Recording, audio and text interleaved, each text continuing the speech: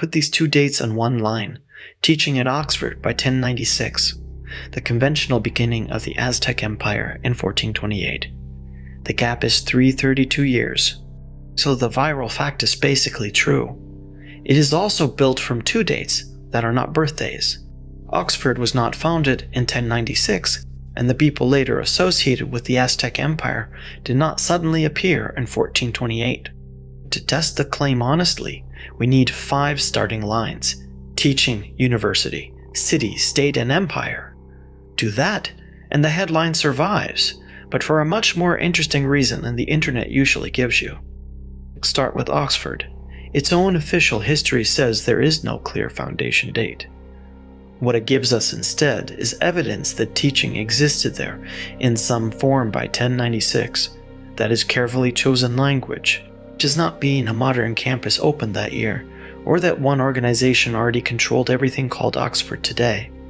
There was no ribbon to cut and no founding charter to sign. Oxford grew in the years.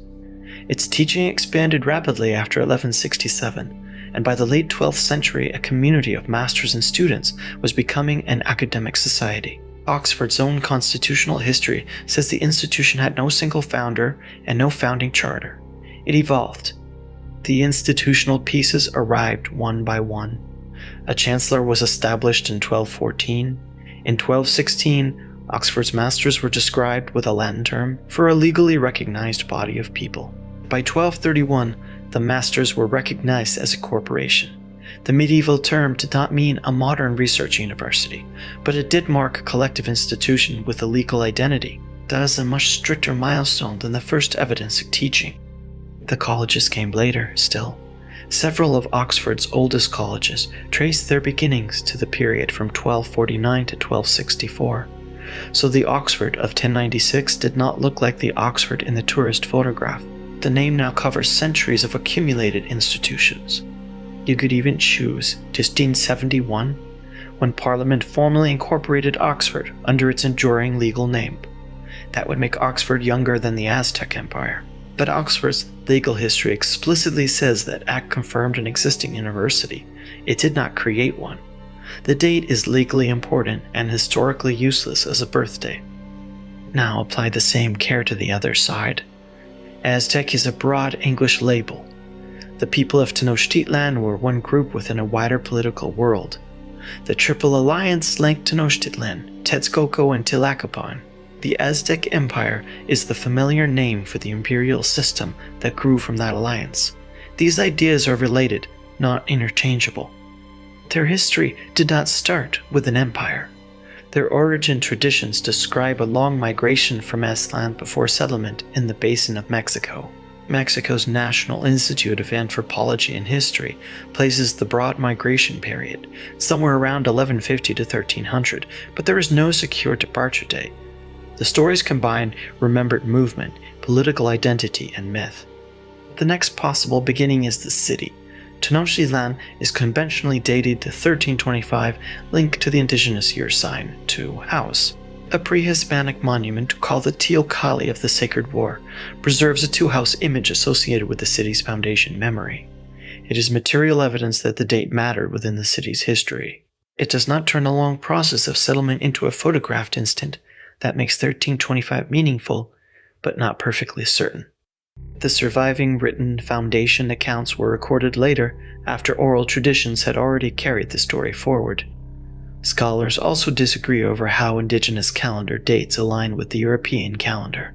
Most sources favor 1325, while 1345 remains a serious alternative. The responsible phrase is, conventionally founded in 1325, not proven to have begun on an exact day. A third starting line is political. In 1375, Tenochtitlan gained its first recognized ruler. A history resource from the National Autonomous University of Mexico treats the arrival of that ruler as the point when a city-state became a lordship. Useful milestone?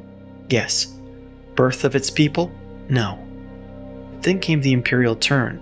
In the late 1420s, the political order centered on the Tepanic capital was overturned. Tenochtitlan, Texcoco, and Tlacopan became the 3-part alliance associated with the Aztec imperial phase. Historians commonly use 1428 as the decisive turning point. This is where the viral comparison gets its second date.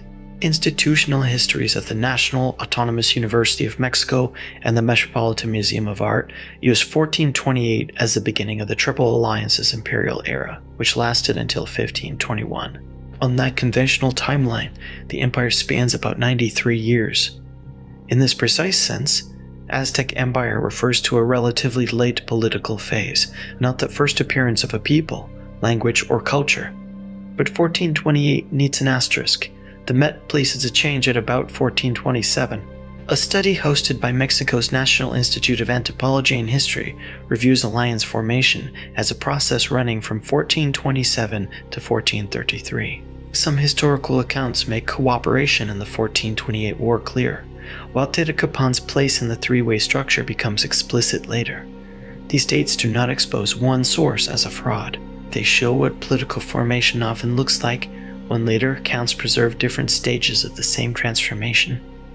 So there was no clean scene in which three rulers signed one document and an empire instantly appeared. The defeat of the Tepanic capital, new partnerships, and a changing balance of power produced an imperial system over time. 1428 is a useful anchor for that transformation, not a frame of historical surveillance footage. Nor was this simply Tenochtitlan ruling alone under another name. The alliance joined three city-states with different authority and tribute shares. Tenochtitlan became its dominant military partner, but Texcoco and Tlacopan were structural members, not background decoration.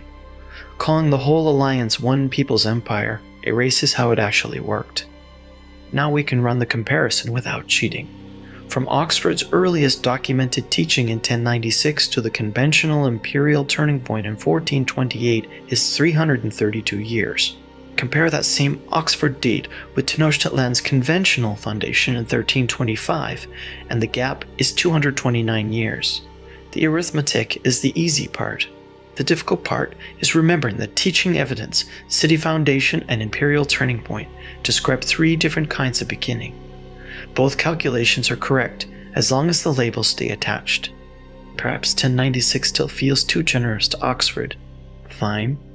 Use 1231 when Oxford's masters were recognized as a corporation. That stricter institutional date still precedes the conventional start of the Aztec imperial phase by 197 years. The headline does not depend entirely on stretching university back to the first known teacher. The trick is not bad arithmetic. It is hidden definitions. Pick Oxford's earliest trace and the alliance's late imperial phase, and the gap looks enormous. Pick Oxford's 1571 statutory confirmation and Tenochtitlan's 1325 city date, and the order reverses. Neither choice is false. Neither comparison explains itself. That is why the fact feels wrong. Oxford usually lives in our mental picture of a continuous present, old stone, current students, the same name.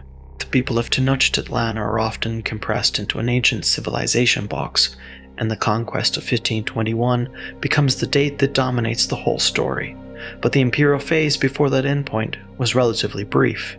Place both stories on one dated line, and those categories stop doing the thinking for us.